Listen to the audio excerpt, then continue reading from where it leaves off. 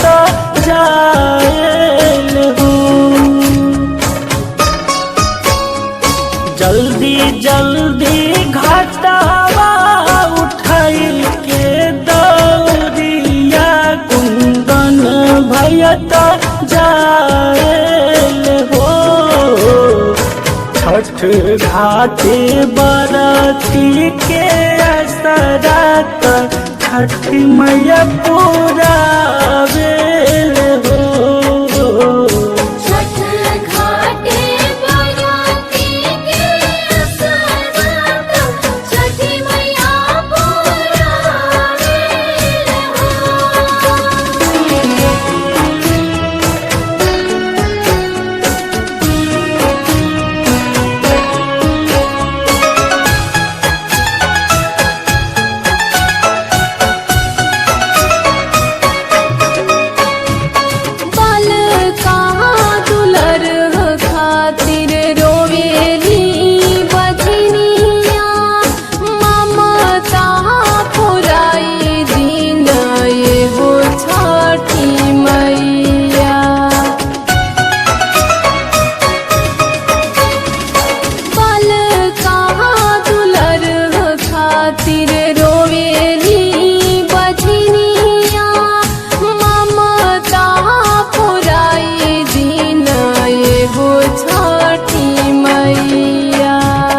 जोड़े जोड़े दिया जराई के बछनिया तो घाटा वासा जावेल हो।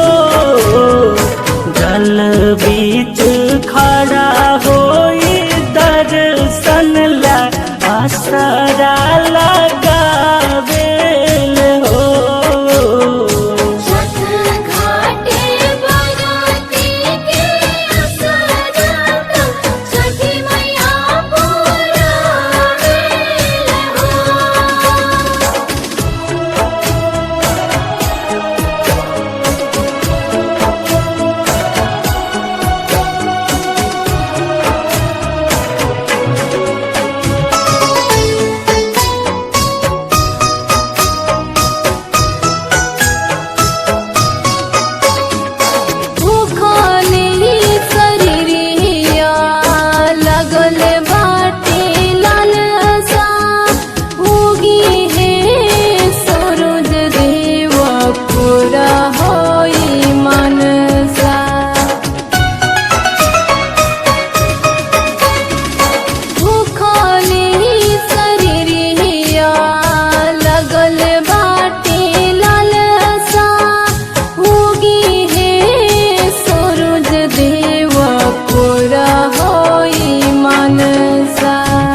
जोड़े जोड़े सुपावा सजल गंगा घटवा पेटिवा की चढ़ावेल हो। जल बीच खड़ा होई दर्शन ला आसरा लगावेल हो। छठ घाटे बरती के असरत छठ मैया पूरा बेल हो।